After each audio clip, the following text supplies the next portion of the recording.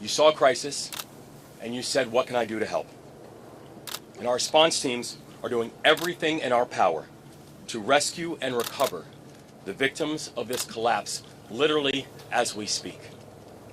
People who, as we speak, are out there, are divers, are air assets.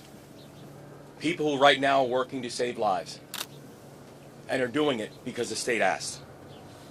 And we will update the public as the work continues.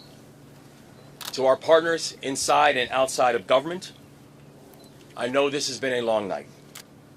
We started coordinating immediately after the Key Bridge collapsed.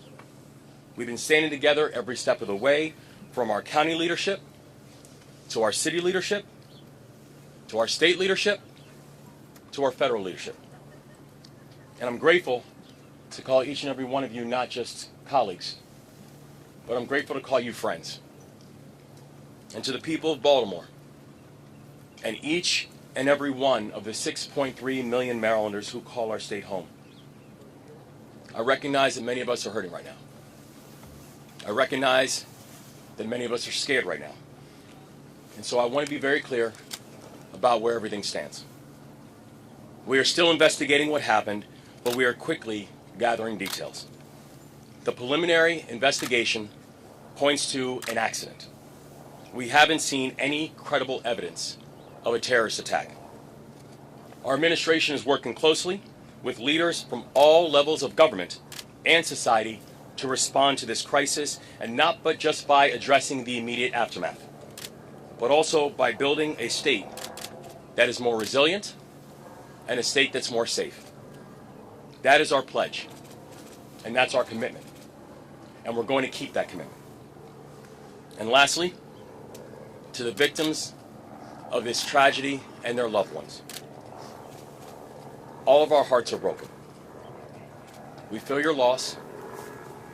We're thinking of you, and we will always be thinking of you. We pray for the construction workers who are on the Key Bridge, and we pray for everyone who has been touched by this tragedy and their families and all of their loved ones. But Maryland, we will get through this, because that is the Maryland spirit, and that's what Maryland is made of. We are Maryland tough, and we are Baltimore strong. So in the face of heartbreak, we come together. We embrace one another, and we come back stronger. That's what we've always done.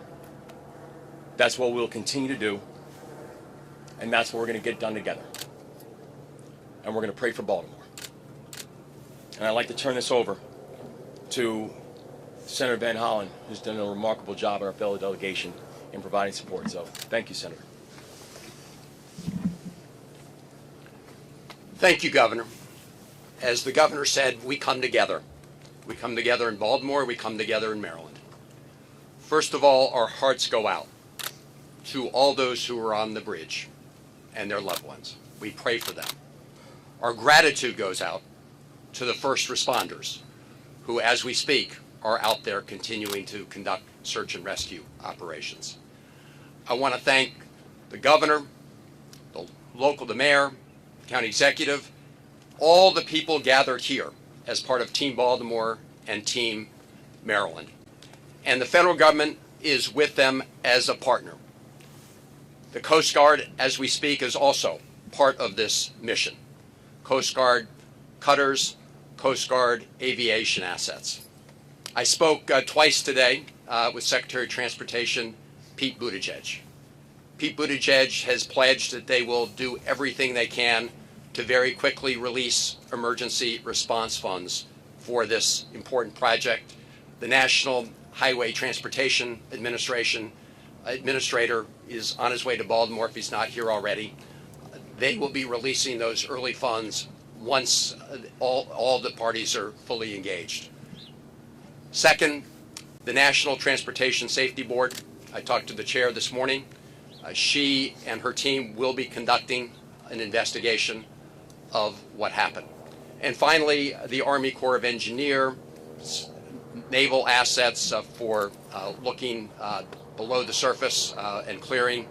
All of this is going to be part of the effort. The governor is leading Team Maryland, the mayor and the county executive, of course, Team Baltimore. But I'm just here to say, together with Ben Cardin, Senator Cardin, and Congressman Fume and others, the federal government is your partner in this effort. Thank you, and again, to the people of our state and the people of this great city. We're with you. We love you. We will get through this together. Thank you, Governor.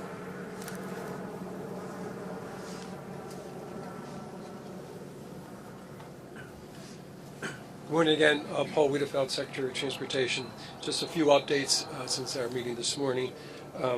The crew that was out there working was basically repairing potholes. Just so you understand, that had nothing to do with a structural issue at all in the facility.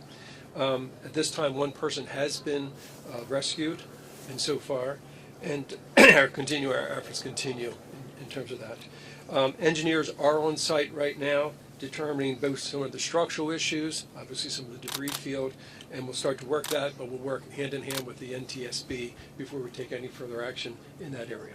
With that, I did want to introduce the FBI for a few comments as well. Hello, my name is Bill Del Bagno. I'm the special agent in charge of the Baltimore Field Office. First and foremost, I want to say that our hearts go out to everyone that is impacted by this tragedy, especially the victims and their families. On behalf of the FBI, I would like to say that we are with you, we're with Baltimore, and we're with the partners every step of the way.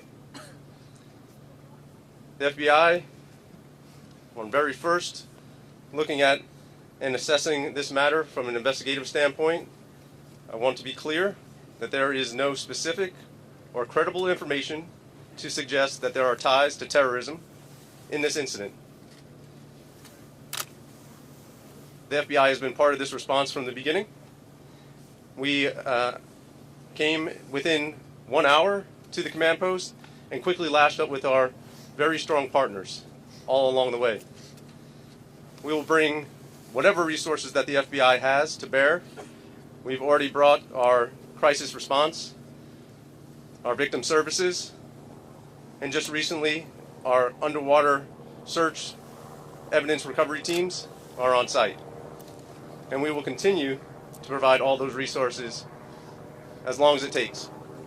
And as the investigation goes on, we will take it to its logical conclusion along with our partners. To the people of Baltimore, to the public, I ask you to be patient as we go through this and as information becomes available to us. And lastly, I want to say thank you.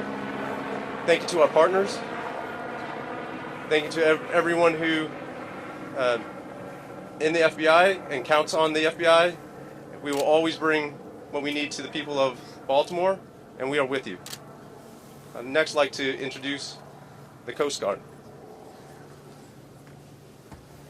Good morning. The Coast Guard is still actively searching at this time. We are using response boat crews from 2 of our local Coast Guard stations, one of our helo crews from an air station in Atlantic City, and also one of our cutter crews on one of our 87-foot patrol boats. We will continue to work with our local, state, and federal partners during this tragedy. Thank you.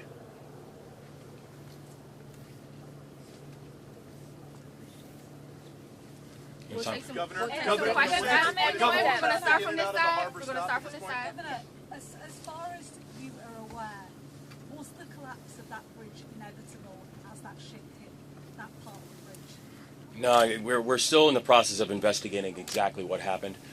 So we don't have any further details about whether or not it was inevitable or not. But no structural issue with the bridge? No, there was. In fact, the bridge was actually fully up to code, so we have no further information about what happened during that time. Any idea on how many victims we're looking for? Now stop completely, and do you have any estimate very early on as to how long it will be before shipping can resume to the Port of Baltimore? Yeah, we don't have any estimates on timeline because right now our exclusive focus is on saving lives. Our exclusive focus is on search and rescue. Everyone else is down to victims. Any amount of victims that we're looking for right now. For the number, because we'd heard, I know Mr. Wiedefeld said one had been rescued, but earlier from Baltimore we heard that 2 have been rescued. Can you tell us the total numbers we're talking about that may be, that you're searching for, and how many have been rescued? Well,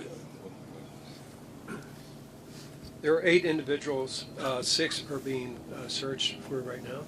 One is was taken to the hospital, and one is not in the hospital that we're speaking to. So 6 unaccounted for. Yes.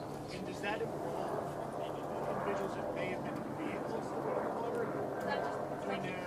We believe it's a construction crew only. Okay, so we don't think there's anyone in vehicles involved. No, we do not believe so. Okay, we'll take questions right here. Take this question here. Governor, 2 questions.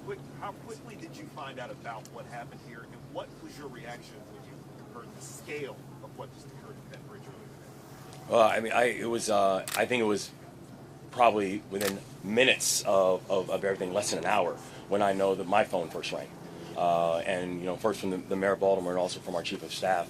And it was, we know the Key Bridge. I've ridden over the Key Bridge countless times. So many of us know the Key Bridge because it is our normal commute. This is a place that is a normal commute route for over 30,000 Marylanders every single day. And so to hear the words that the Key Bridge has collapsed, it's shocking and heartbreaking.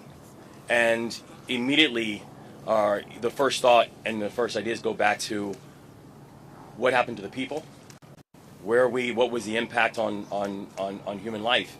But for every single one of us who are Marylanders, the words that the Key Bridge is gone, it still shakes us, because for 47 years, that's all we've known. And so this is not just unprecedented from what we're seeing and what we're looking at today. It's heartbreaking. Governor, can you confirm that the crew on the ship alerted authorities that it had lost propulsion and was in trouble? We can confirm that the crew notified authorities of a power issue. Yes. And that they had lost power on the ship? Yes. Is there any shutdown outage? Chris, then we're going to take the question right here. Gotcha.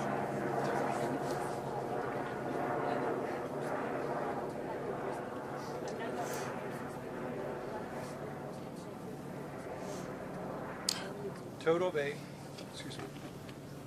total of 8. 1 rescued and in hospital. 1 not in hospital, but we've communicated with that person. And then 6 that we are searching for. And all construction workers were substantial with all 8 of them? Yes, they were all related to the construction program, yes. We heard that multiple vehicles went into the water. Any word on how many vehicles went into the water and the condition of those people that were in the vehicle? Not at this time. All right, we'll shift over here. Was there any way to shut down the bridge? Was there enough time for that distress call to trigger something like that?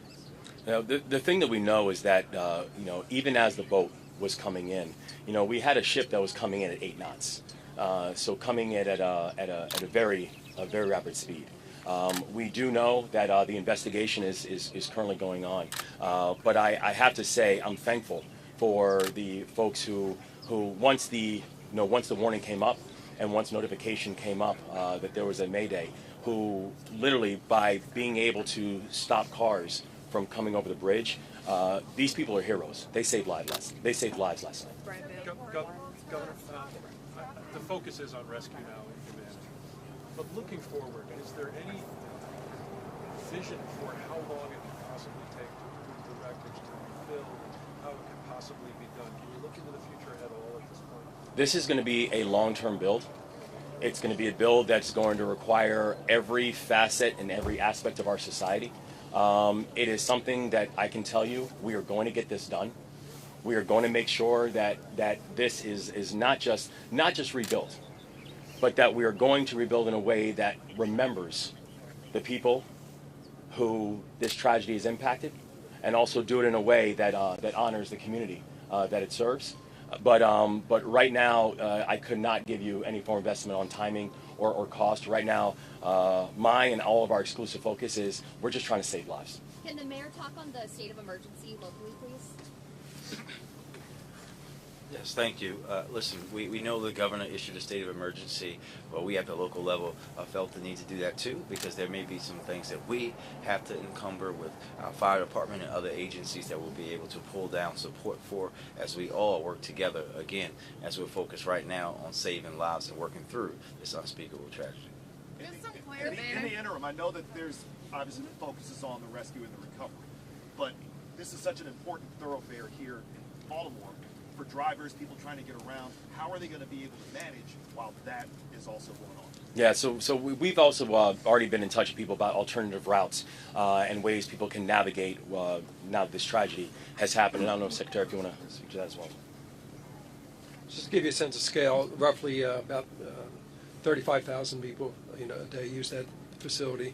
About double that use the Harbor Tunnel, and double that again use the Fort McHenry Tunnel. So basically, we do have those two other options. We'll make sure that we have as much personnel out there to deal with any incidents, because as you know, that can cause the backups very quickly. And we will basically put out a lot of communication on different alternatives. We're also looking at transit alternatives as well. What role will the legislature play in this response? What role will the legislature play in this response? Are there any policies, any state funding that's going to be freed up in the coming weeks? Oh yeah, no. So we are in fact, we have our Senate President here. We have members of the legislature here. The legislature is going to have a role in all of this, as will our local elected officials, as will state officials, as will the federal government. Everybody is going to have a role in terms of how we think about the rebuild. Governor, how long do you expect shipping to be closed down through the port? Do you have any estimate in terms of the port here? We don't at this point. But we no don't at this ships point. are going in or out at this time. Correct. Yeah, we don't have an estimate on timeline as of yet. Our focus really is right now on just make sure we're saving lives. What about the ships that are currently docked at the port? Are they able to get out at all or no? I'm sorry, say it again. The ships the vessels that are currently docked at the port, are they able to get out or no? The one that's captured under the is that Still at port. Oh, yes, that one's still at port. Yes. We'll take one Governor, last one question. last question. Yes, ma'am. Was the ship being guided out by tugs, firstly? And secondly, did you just say that it issued a mayday in enough time that you were able to stop all traffic from entering both sides, so that the only casualties we expect are the workers on the bridge? Yes, ma'am. So the investigation is still going on, so we're going to have all the full details and also all the full details about the timeline and the TikTok that took place. But we're thankful that between the Mayday and the collapse that we had officials who were able to begin to stop the flow of traffic, so more cars were not up on the bridge. And I can. But there were some on the bridge, or not? Were there any? Well, during the collapse. Yeah, were there some on the bridge? There have been reports that have been sonar that have detected vehicles at the bottom of the water. So as well as the 8 people, there could still be people trapped inside or potentially have died in vehicles. Is that correct? I think, well, the investigation is still going on to find out exactly how many people in what situation. But the thing that we do know is that many of the vehicles were stopped before they got onto the bridge, which saved lives in a very, very heroic way. Thank you all very much. We'll have another update later. Thank you. This is a huge detail. We don't know how many vehicles. David, any thought on time? Thank you all. That's a huge. Sir, Chris speaking. Hey, John. Some